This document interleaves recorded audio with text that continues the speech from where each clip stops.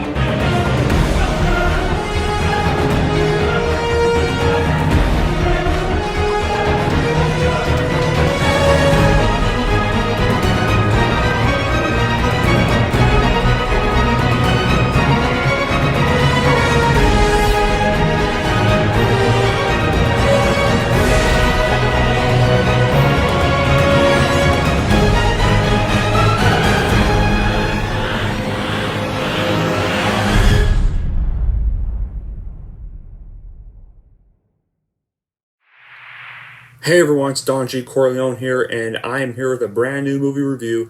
And this movie review is going to be for a new release. This was a new release that technically came out several weeks ago, but was not very wide released. However, upon its first week release, it grew to be very, very popular with the theaters, that as the weeks have gone by, they began to release it more and more and more around the rest of the world, slowly, and the more it got popular, the more places they released the movie, and the movie's been finally released here this week. So I finally got the privilege to watch it after hearing all the buzz. Well, this is a sequel, so I obviously had to watch the first one first. But I also watched the first film, and now I've watched the sequel. And this sequel is going to be for the popularly hyped Terrifier 2, the second installment in the Terrifier series. Yes. Anyway, what's the plot of this? Well, after being resurrected by a sinister entity, Art the Clown returns to the timid town of Miles County, where he targets a teenage girl and their younger brother on Halloween night this time. Whereas the first one he targeted 2 girls, this time he targets 2 siblings. So how was this made? Well, Leon revealed February 12, 2019, in a post on social media showing the cover page that the first draft of the screenplay was complete, and after writing and directing the short film The Ninth Circle, Leon began developing a feature-length film focusing on the clown character and a heroine in an angel costume battling him. This version of the film ultimately would get scrapped for the actual first one we got, and after the first one got criticized for its perceived lack of narrative, Leon spent 3 months writing a character-oriented screenplay for the follow-up sequel. He opted to bring back the angel as their heroine a decade later and adopt her into Sienna Shaw. Leon described much of the screenplay evolving around a teenage girl. He described Sienna as his favorite character he had ever written. Leon described the screenplay as much bigger in scope than the previous film and recollects not considering a budget with writing. One of the factors during writing was establishing an adversary to Art, something inspired by the relationship between superhero Batman and supervillain Joker. During lunch with Leon and David Howard Thornton, Sienna's actress Lauren Lever was told the intended dynamic between her character and Art. Besides Sienna, Lever recollected the script focusing heavily on Sienna's younger brother Jonathan, their mother, and her friends, all of whom play a crucial part in the story.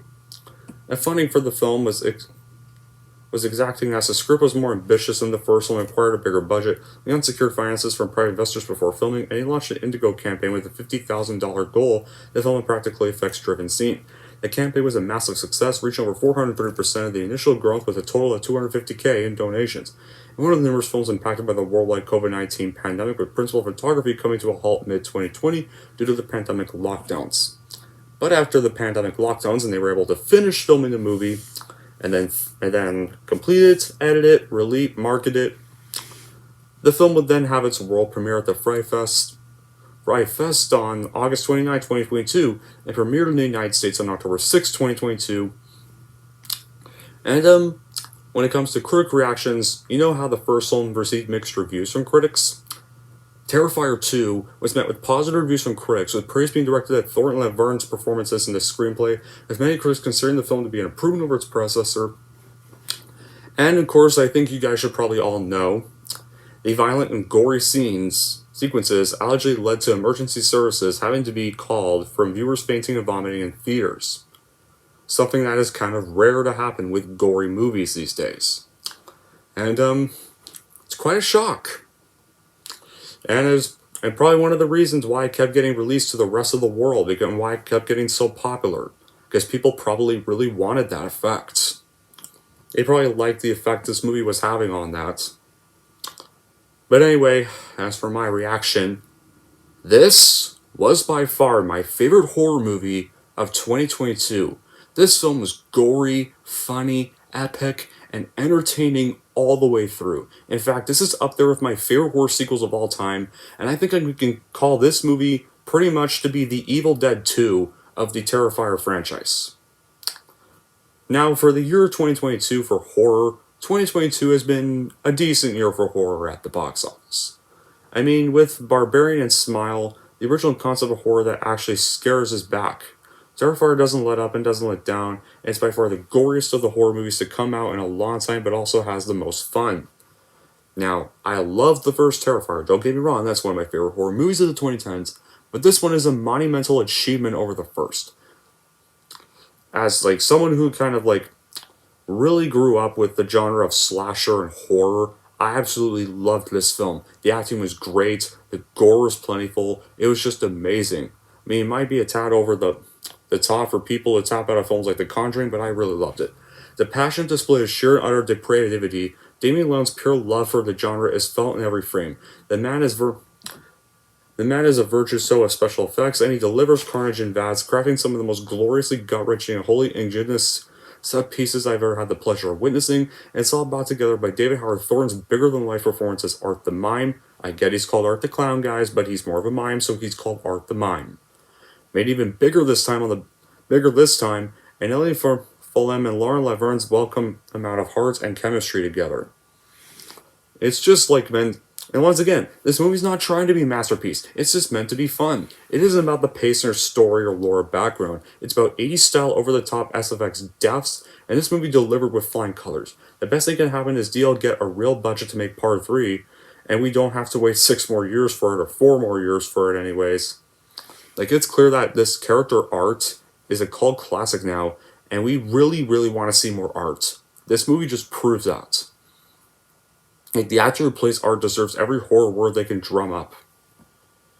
And this Terrifier 2 improves on the first movie in all the right ways. Like, you can tell the budget was larger for the sequel, even if it was still kind of around thousands of dollars, not millions.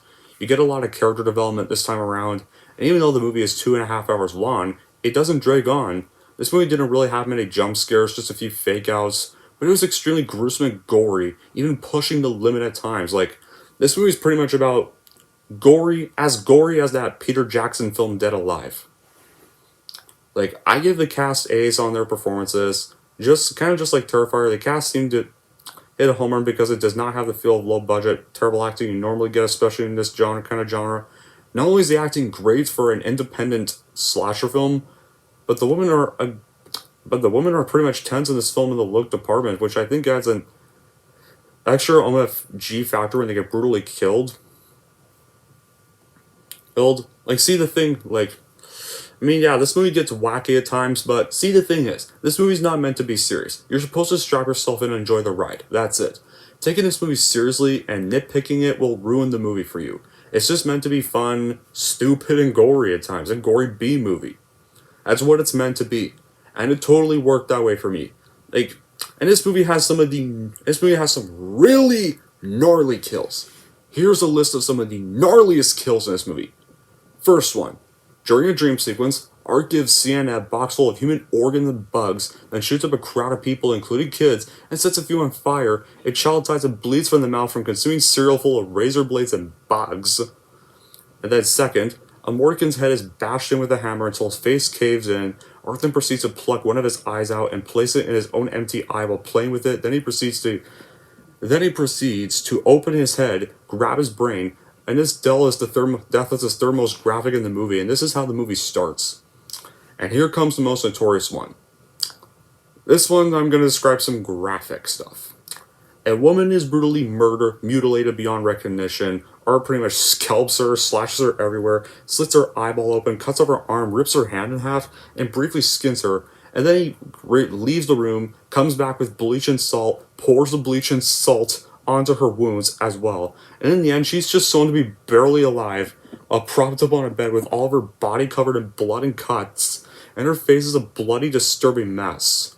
Like, this was probably the goriest, most graphic and demented scene and death in the entire film. And it was crazy. I mean, I did kind of wince a few times watching this part, but but I had no problem with it. I didn't really throw up or faint. And then also another scene, Art breaks a broomstick in half before jamming it into a laundromat worker's skull. Then Art also smashes a glass ball over a Halloween store worker's head. He then stabs the man in the eye and hacks into his neck until he's completely decapitated. And then, of course, and a final very gnarly death, Art throws acid onto one of Sienna's friend's face, with bloody bubbles and peeling skin showing, and before he's done doing the job, he uses a stair banister column with knives jammed into it to smash one of her knees in, and smashes into her chest repeatedly, begins to tear out her organs to look for the heart, and when he finds the heart, he takes a bite of the heart and eats it. Like, yeah. Do you guys think the first one was gory as fuck? Just wait till you see Terrifier 2. This would have to be up there with Peter Jackson's 1992 film Dead Alive in terms of gore. And y'all remember Dead Alive, and for most of you horror fans, you remember Dead Alive, that one of Peter Jackson's earlier films he did before Lord of the Rings? Yeah. That film had a similar gore controversy. As for the performances, and here's are some of the best performances. Like, for starters, David Howard Thornton as Art the Mime, just wow. Like, you can tell that he really had fun with this movie. Every single thing he did really caught my attention. I was drawn to focus on his character. Like Art the Mime is a terrifying villain. He is perfectly brutal. His kills are sadistic. He's not a killer you want to fuck around with. Like, this is a killer anybody should be afraid of. Should definitely not try to mess with. Like, wow. And the other great performances, like, Larvier killed it as a foil to Art. The Battle Angel was a perfect contrast to a killer mime, and seeing her beat him up was very awesome and cathartic. And if there is a third movie that ends up being the final chapter, I want her character to be the one to kill him. Like, she gave me very strong Ash William vibes from The Evil Dead. Just please, yeah, like, I really hope so. Please do not make this like Alien 3 and pathetically kill her off when Terrifier 3 comes out. Please do not be another one of those sequels. Please don't.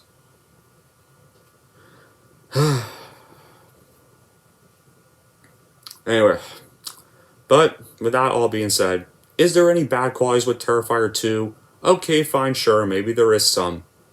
Like, for starters, this movie does drag a bit. Like, maybe it could have been maybe 110 minutes or 120 minutes long, but maybe those runtimes would have been a little better. Maybe not 135 minutes. But that's okay, because 1 second you could just be watching a simple conversation, and the next scene Art murders someone, so it's paced perfectly well. And despite the great performances, some characters were a bit unlikable. Like, the unlikable characters were probably... Like, Sienna goes to this Halloween party with this other friend of hers, and that friend is pretty unlikable. I forget the friend's name, but the other character, who I do remember the name of, is her and Jonathan's mom, Barbara. Like, Barbara was probably the most annoying character in this whole movie. Like, wow. Like, there's plenty of unlikable horror movie moms, like the one from that Child's Play remake, Nancy's mom from Nightmare on Elm Street. But crap, this one, the mom in this movie was just unbearable. She just yells at her kids, screams loudly at her kids even, and like, wow, like, I mean, Jonathan kind of starts off this serial killer worshiping because apparently him and Sienna's dad died in this movie. It kind of plays a big plot point.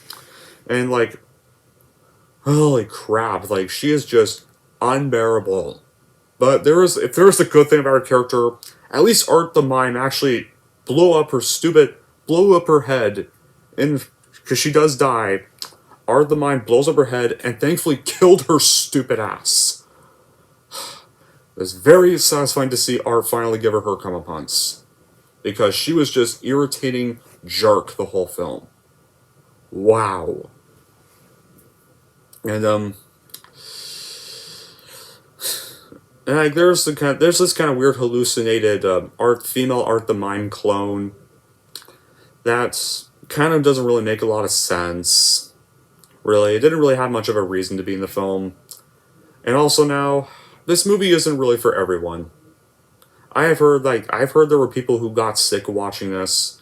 Some even vomited and fainted. Like I said, emergency people had to be called to the theaters multiple times. This movie made a lot of people vomit. This movie was pretty much gave the Exorcist effect on audiences. Because remember when The Exorcist came out, it also made people vomit and nauseous. Yeah. But honestly, I wasn't really that grossed out by it. I've seen way nastier horror films, like a Serbian film, the Human Centipede trilogy, or the Human Centipede Part 2 full sequence. There's a lot of worse stuff. A lot of worse films I've had to sit through. Or Solo War in 20 Days of Solomon, just anything. Anything. A lot of stuff's nastier than this movie was. Terrifier 2 at least did it, comically. And yeah, this movie is gory as fuck, but it's not that nasty. Many overreacting children are really making this movie out to be. Come on, guys, this movie's not that graphic. It's gory, yeah, but it's not one of the nastiest films ever made. Anyway, whatever, I don't care about those nitpicks because I still had fun watching Terrifier 2, and I cannot wait for this movie to come out on Blu-ray. Because I will be getting this for sure for my shelf. In the end, Terrifier 2 is a phenomenal horror film and the third best film of 2022. I don't care if people call me stupid for overly praising this film. I had a blast watching a horror film and haven't had this big of a blast watching one in ages. This is a must-watch and buy for any horror movie buff for sure. Anyways, that's it for my review of Terrifier 2. And if you're wondering how I'm going to rank Terrifier 2, here's how I'm going to rank this movie. So overall, if you love Terrifier and still want to see this film, then please go watch and buy this movie for your collection because it is a great masterpiece. And if you're wondering how I'm going to rank Terrifier 2, I'm going to give Terrifier 2 a massive, obvious 10 out of 10. There we go. Man, I really thought I was never going to be able to see this. Sure glad I finally got to. And it was very much worth it. Yeah. So glad I gave these Terrifier movies a chance. And they better do a third one. I really hope we get to see more Art. Because he is a terrific horror villain. And I think he's pretty much earned his place among the big league of slasher icons now. Till then, guys, that'll be it for this review. Thank y'all for watching. And if you like this and want to see more, and don't forget to like and subscribe to Don G. Corleone.